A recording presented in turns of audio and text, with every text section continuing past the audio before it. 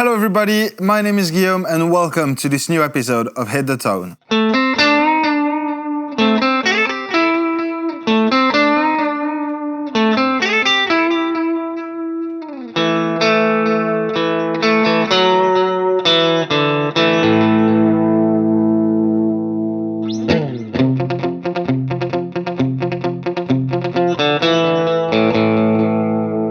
Hey guys, I hope you're doing fantastic today and welcome to this new episode of Hit the Tone on Thoman's Guitars and Basses. If you're new around here, what I do is take bits of legendary songs and try to give you all the tools you need to hit the tone. I've already done a bunch and I'll link the playlist in the description box down below, so I'm sure I've already covered your favorite song, but if I haven't, please do let me know in the comment section. While you're down there, if you could consider liking this video and subscribing to the channel, that would be incredible. Thank you so very much in advance. And with that said, let's start with today's song, which is Apache by The Shadows.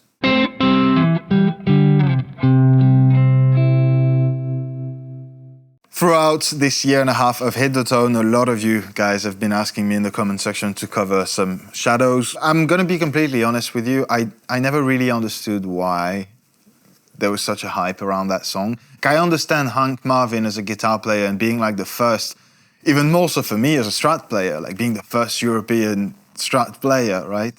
I mean, according to the legends, it would be the first guy to actually have received a Fender Stratocaster from the US. But we're gonna talk about the gear in just a moment, starting with the guitar, obviously, and with that prelude, you guys know exactly what I'm gonna use. This is my Fender Stratocaster 62. Obviously, slightly different from Hank's, but as soon as you guys are playing that on a bridge single coil type of guitar, I think a lot of people are going to get mad if you try and play that on a telly. So I'd recommend using a Strat as some sort of an S-type guitar. A single coil in the bridge position, we're going to stay there and we're going to have a look at our amp and pedal setup.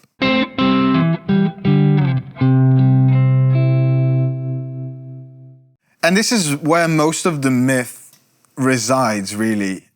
And it's kind of weird to me because I think it's always been fairly well known that Hank Marvin was using Vox amplifiers at the time, and there weren't any effects. Like, there were literally no effect pedals invented yet, right? The Gibson Maestro Fuzz would only come a few years after that. The sonic properties of what you're hearing is just the recording of the guitar through the amp with that tape delay. There isn't much more to it. What makes the sound beautiful, what makes it what it is just how recordings were being made at the time, and that grain that you have, a slight, almost dirty kind of aspect to the guitar sound that you have, remaining so clear at the same time, is because the guitar sound in itself would probably be very clean. So what you're hearing in terms of, that almost dirty kind of guitar signal is just the way that it was recorded at the time, and that's where really I think the magic sort of resides. So to emulate that sound nowadays, it's going to be very simple and very hard at the same time. All you need is some sort of a tape delay emulation, which is what I'm using right now. I've got the Echoplex delay by MXR on the floor, which is an Echo Rec, tape machine emulation. So that's exactly what it should be. And I'm running that in the front of a Vox AC15C1, which is the smaller, younger brother of the legendary AC30. In terms of EQ, I'm not doing much in the sense that I'm not even in the top boost channel, it's the normal channel. The volume is just above halfway up. I'm using quite a bit of the tone cut to try and reproduce that sort of aging and that, you lose a lot of high-end information with that kind of recording. So that's maybe the one thing that you can try and do to get closer to the recorded sound. But otherwise, in the real world, if your purpose is to record that guitar sound, you should start there still. And then there's a lot of plugins available to try and emulate that tape recording sort of process and all the imperfections that come with it, but also make the beauty of that recording. Enough chit-chat. That guitar into that pedal, into that amp is going to get me to that sound.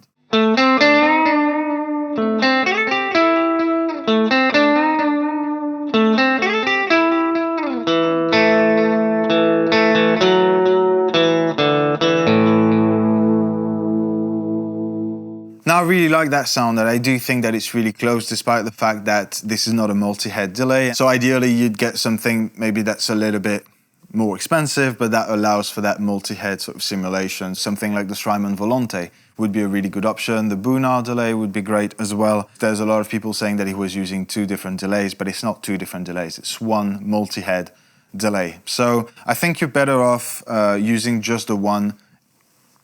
Stay in the ballpark of tape delays, and I think you're already on the right track for that. But again, I'm really happy with that sound, and I'm gonna go on to the final part of that video, which as usual is the most important, and is how to play the song.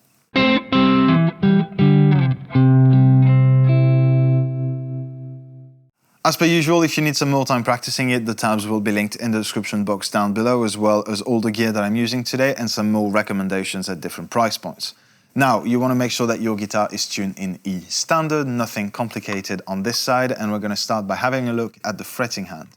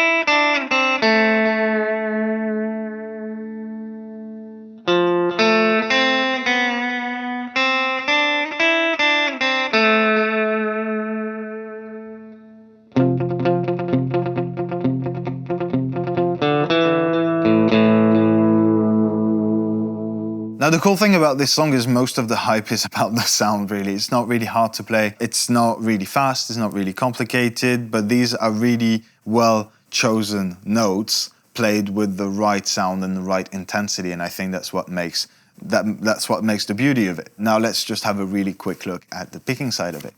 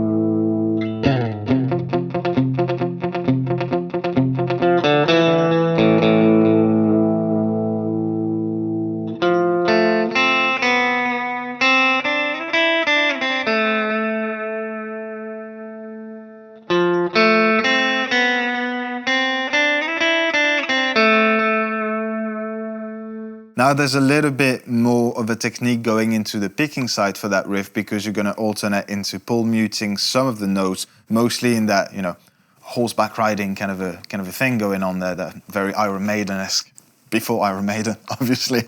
But you're going to have some pull muting in there. You're going to want to make sure that the rest of the notes are resonating quite clearly. So there's a bit more going in there, but then again, really nothing that you can't handle, I'm sure.